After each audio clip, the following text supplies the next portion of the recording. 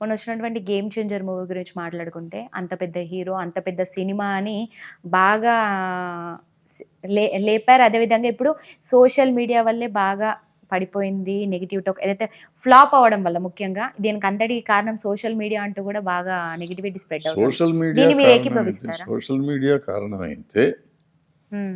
కల్కి చూసి ఉండకూడదు, దేవరా చూసి ఉండకూడదు. కల్కికి కూడా ఇంత ఈక్వల్లీ బ్యాడ్ రిపోర్ట్ ఉండింది, హ్మ్. దేవరాకు కూడా ఈక్వల్లీ బ్యాడ్ రిపోర్ట్ ఉండింది. హ్మ్. కానీ హ్మ్. ప్రజలకు నచ్చింది. ఇప్పుడు నాకు నచ్చలేదు సినిమా, నాకు దేవర నచ్చలేదు, కల్కి నచ్చలా. నేను టీవీలో పెట్టాను, యూట్యూబ్లో పెట్టాను బాగోలేదని. ఆగారా జనం? హ్మ్. ఆగలేదు కదా.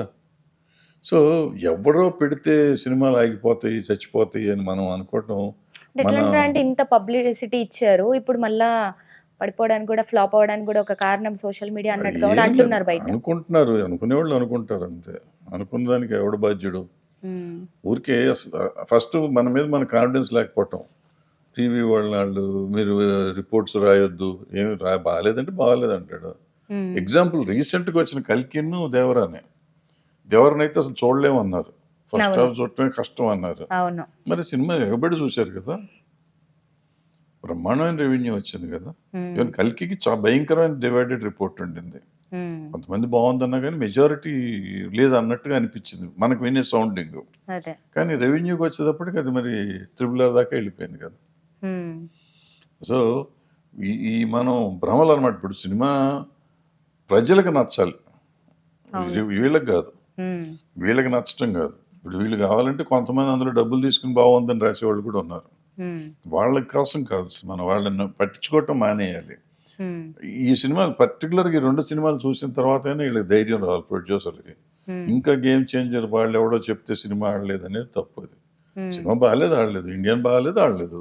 హ్మ్. శంకర్ అయితే ఏంటి, ఇంకో పుల్లయ్య అయితే ఏంటి.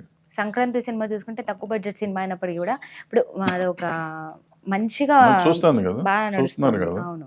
మరి శంకర్ దీనికి అన్నిటికీ రేట్లు పెంచేది, దానికి రేట్లు పెంచకుండా కూడా ఆ సినిమాలు అంతా చేస్తున్నాయి కదా. హ్మ్. ఇదిగో రేట్లు పెంచి ఏదో చేసేస్తాం, చించేద్దాం అని అనుకోవటం కూడా తప్పు కదా. అది కనపడుతుంది కదా. రేట్లు పెంచిన గేమ్ చేంజర్కి ఎక్కువ వచ్చిందా, దీనికి ఎక్కువ వచ్చిందా? రేట్లు పెంచని సంక్రాంతికి వచ్చిందా? సేమ్ హ్మ్. ప్రొడ్యూసర్ కదా, అవును. ఇప్పుడు తెలుస్తుంది కదా. హ్మ్. సో ఇవన్నీ మనకి ఇలా భ్రమలు. రేట్లు పెంచితే కవర్ అవుతాం అని ఒక అబద్ధం, హ్మ్. ఏ, మీడియా చెప్తే సినిమాలు ఆడట్లేదు అనేది ఇంకో అబద్ధం. హ్మ్. ఈ అబద్ధాలను నమ్ముకుని మనం బతకటం అనేది మన తప్పు.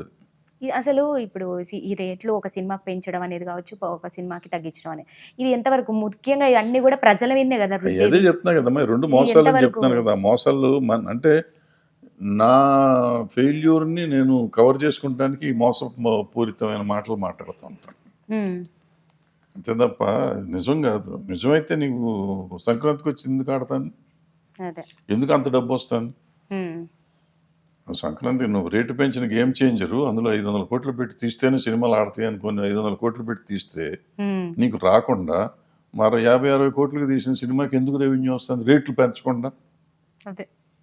అంటే నువ్వు మంచి సినిమా తీయి, హ్మ్. వాళ్ళు ప్రజలు ఆటోమేటిక్గా చూస్తారు. హ్మ్. నువ్వు పిచ్చి సినిమా తీసి డబ్బులు ఎక్కువ ఖర్చు పెట్టి ప్రమోట్ చేసినంత లోపల చూడరు అని హ్మ్. క్లీన్గా చెప్పారు.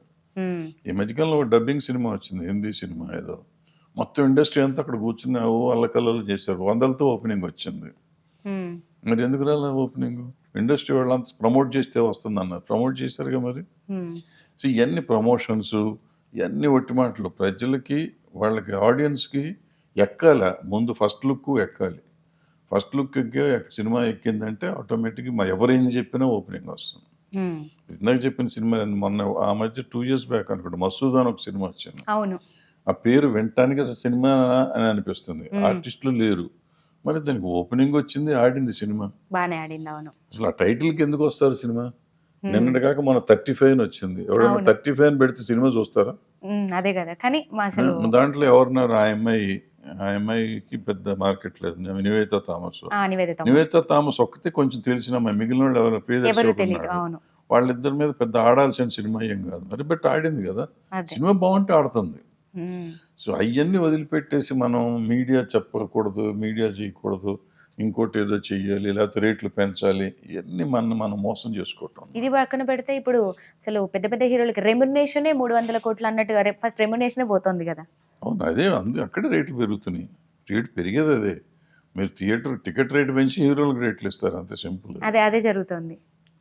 ఇప్పుడు మొన్న డాకు మహారాజ్ సక్సెస్ మీట్లో అనుకుంటా తమన్ గారు మాట్లాడికి చిరంజీవి గారు కూడా స్పందించి ఒక నేను ట్వీట్ చేశారు. వినలేదమ్మా, ఆయన దాని ఏం మీద మాట్లాడాడో వినలేదు, ఈయనేం మాట్లాడాడో వినలేదు. నేను రెండు వినలేదు, నాకు తెలియదు.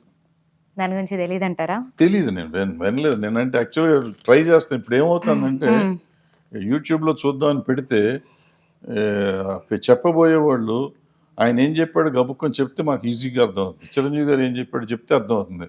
ఈ రెండు చెప్పకుండా వీళ్ళు మొత్తం చరిత్ర చెప్తూ ఉంటారు. ఒక నిమిషం వరకు ఓపిక పడతాం, నిమిషంలో అసలు మ్యాటర్ రావట్లా, చాలానే ఆపేస్తాం. ట్రై చేసా, విందామని ట్రై చేసా, ఎక్కడ నిమిషంలో అసలు మ్యాటర్ రాలా రెండు చోట్ల. ఆ చిరంజీవి గారు ఏం చెప్పిందో నాకు తెలియలేదు, ఈయన చెప్పింది తెలియలేదు. సో 4-5 నిమిషాల తర్వాత నన్ను వచ్చేదేమో, అంత ఓపిక లేదు నాకు. ఎందుకంటే బేసిక్గా నాకు ఇంట్రెస్ట్ లేదు ఈ రెండు ఏం చెప్తారు అనేది. ఆ ఇంట్రెస్ట్ లేకపోయేసరికి అన్ని నిమిషాలు నేను వినలేదు అంతకంటే సీరియస్.